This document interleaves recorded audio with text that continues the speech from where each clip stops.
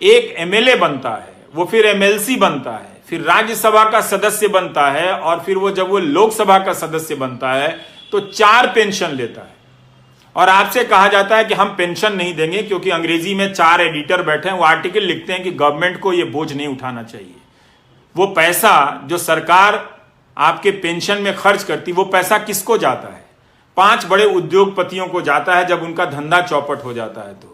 तो सरकार जनता का टैक्स लेकर जनता का पालन पोषण ना करे और 4 उद्योगपति का धंधा डूब जाए तो उनको 5 लाख करोड़ दे और 2.5 लाख करोड़ आपके पेंशन पर खर्च ना करे। और कहा जाता है कि आप एनपीएस में निवेश करें। क्या हम और आप एक ही योग्यता रखते हैं? मान लीजिए कि मेरे पास 10,000 है और आपके पास भी 10,000 है, यहां पे 100 लोग हैं, सबके पास 10-10 हजार है। क्या सभी लोग बराबर क्षमता रखते हैं शेयर बाजार में निवेश कर अपने निवेश को बढ़ाने की? उनमें वो क्षमता है, दृष्टि है? मुझ में तो नहीं है, बहुत सारे लोगों में नहीं होगी। क्या उनको छोड़ा जा सकता है? इसलिए आपकी मेहनत की कमाई टूटती जा रही है और यह प्रक्रिया चली आ रही है लंबे समय से। इसी का नतीजा यह हुआ है कि हम आज इस मोड़ पर पहुंचे हैं कि हमारी अर्थव्यवस्था ठप हुई है, नौजवान बेरोजगार हो गया है। तो आपकी जो नौकरी है वो व्यापक आर्थिक नीतियों से जुड़ी हुई है। अगर आप इसको नहीं लाएंगे बहस के केंद्र में, इसे मुद्दा नहीं बनाएंगे, इस पर आप अपने आप को नहीं आजमाएंगे, तो मेरे दोस्तों, ये बीच बीच में मेरी 40,000 की नौकरी, मेरी 50,000 सदस्यों की नौकरी, इसको लेकर आप लड़ते रह जाओगे, कोई फायदा नहीं होगा। 17 सितंबर को आपने इतना बड़ा आंदोलन किया, कोई फायदा नहीं हुआ। आप मेरी बात को सुनो, मेरे बारे में जो अफवाहें फैला रहे हैं वो फैलाते रहें। आईटी सेल का यही काम है, उनको मालूम है कि मैं बुनियादी सवाल कर रहा हूं और ये वो सवाल है जो 2017 से उठाने के कारण मेरा मजाक उड़ाया जाता है, पर मैं जानता हूं कि यह गलत हो रहा है, इसका शिकार मैं भी हूं। अगर अर्थव्यवस्था नहीं बढ़ेगी तो मेरी भी कमाई नहीं बढ़ेगी। हम जैसे लोग जो ऊपर जा रहे हैं नीचे सड़क के नीचे आ जाएंगे। और आपको तो जीवन में 10 साल या 5 साल के लिए ऊपर जाने का भी मौका नहीं मिलेगा। मुझे तो मिला भी,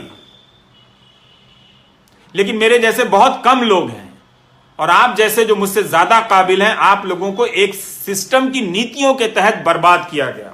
आप समझिए इस बात को। आपको जिसका भी समर्थक रहना है बनिए, लेकिन रोजगार के सवाल पर जुनून पैदा कीजिए, धर्म के सवाल पर नहीं, जाति के सवाल पर नहीं, वरना आप बेरोजगारी के दौर से गुजरते हुए बुढ़ापे में जाएंगे और तब आपके लिए वो 1,000 रुपए सामाजिक सुरक्षा के लिए होंगे, जिसे प्रधानमंत्री ऐसे बताते हैं जैसे 1 करोड़ रुपए उनकी झोली में डाल दिया हो। अपना पेंशन बता दें विधायकों का या सांसदों का, उसकी तुलना में अब आप और हम रिटायर होंगे तो 5,000 रुपया पेंशन नहीं होगा हमारा। हम कैसे जिएंगे, ये हमारा सवाल है। ऐसा नहीं है कि सरकार के पास पैसा नहीं है। अगर सरकार 10-10 लाख करोड़ रुपए बड़े उद्योगपतियों के बेलआउट पे खर्च कर सकती है, जो संख्या में सिर्फ 10 होते हैं या 100 होते हैं, तो सारे सरकारी कर्मचारियों को सरकार पेंशन दे सकती है। आपने 20 साल का यह दौर बिना पेंशन का देख लिया।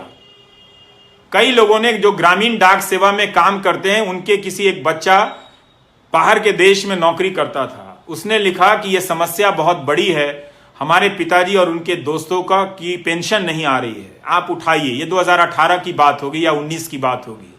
तो मैं इस विभाग को नहीं जानता था, तो उस लड़के ने कहा कि मैं न्यूजीलैंड या कहीं हूं तो मैं कमाकर अपने पिता को भेज देता हूं, पर उन्हें बहुत शर्मिंदगी होती है कि सरकारी नौकरी में 40 साल रहने के बाद भी बुनियादी जरूरतों के लिए बेटे पर निर्भर हैं। अच्छी बात है कि उनका बेटा भेज देता है, पर बहुतों के घर में ऐसी परिस्थितियां नहीं होंगी।